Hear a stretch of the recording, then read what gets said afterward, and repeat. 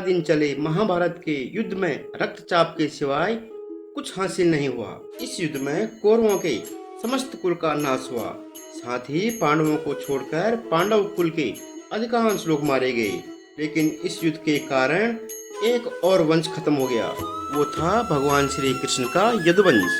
महाभारत युद्ध की समाप्ति के बाद जब युधिष्ठिर का राज तिलक हो रहा था, तब कौरवों की माता गांधारी ने महाभारत युद्ध के लिए भगवान श्री कृष्ण को दोषी ठहराते हुए श्राप दिया कि जिस प्रकार कौरवों के वंश का नाश हुआ, ठीक उसी प्रकार यदुवंश का भी नाश होगा। गांधारी के श्राप से विनाश काल आने के कारण भगवान श्री कृष्ण द्वारिका लौटकर यदुवंशियों को लेकर प्रयास क्षेत्र में आ गए थे।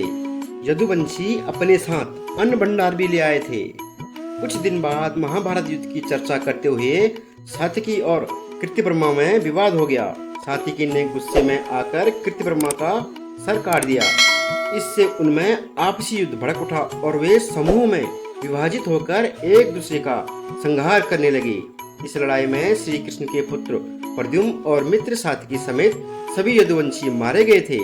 केवल बबरू और दारुक ही बच गए। यदुवंश के नाश के बाद कृष्ण के ज्येष्ठ भाई बलराम समुद्र तट पर बैठ गए और एकाग्रचित होकर परमात्मा में लीन हो गए। इस प्रकार शेषनाग के अवतार बलराम जी ने देह त्यागी और स्वधाम लौट गए। बलराम जी के देह त्यागने के बाद एक दिन श्री कृष्ण पीपल के पेड़ के नीचे ध्यान की मुद्रा में बैठे हुए थे। तब उस क्षेत्र में एक जरा नाम का बहलिया आया हुआ था। जरा एक शिकारी था और वह हिरन का शिकार करना चाहता था। जरा को दूर से हिरन के समान भगवान श्री कृष्ण के पांव का तलवा दिखाई दिया। बहलिये ने बिना कोई विचार किए वहीं से एक तीर छोड़ दिया, जो कि भगवान श्री कृष्ण के पांव में जाके लगा। जब वह पास गया तो उसने देखा कि भगवान श्री कृष्ण के पैरों में उसने तीर मार दिया है। इसके बाद उससे बहुत पश्चाताप हुआ और वह क्षमायाचना करने लगा। तब श्री कृष्ण ने बहलिये से कहा कि तू डर मत, तूने मेरे मन का काम किया है। अब तू मेरी आज्ञा से स्वर्ग लोक प्राप्त करेगा। बहलिये के जाने के बाद श्री कृष्ण का साथी दारुक पहुंच गया।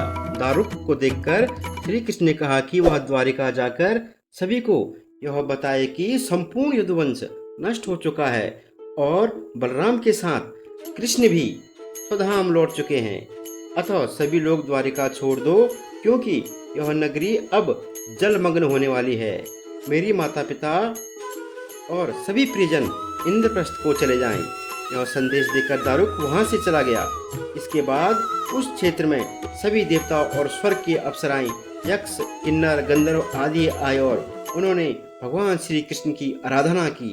आराधना के बाद भगवान श्री कृष्ण ने अपने नेत्र बंद किए और अपना शरीर त्याग कर स्वधाम लौट गए।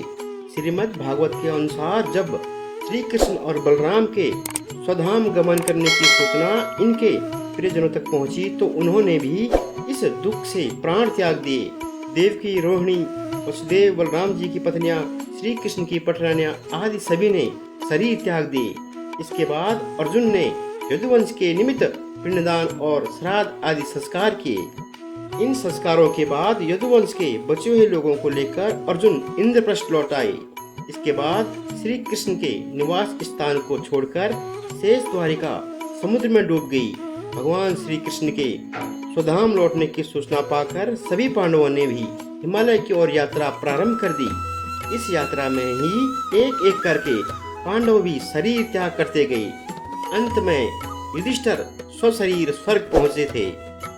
दोस्तों, अगर यह कहानी पसंद आई हो तो चैनल को लाइक, सब्सक्राइब और कमेंट में अपने विचार अवश्य लिखें। जय श्री कृष्ण।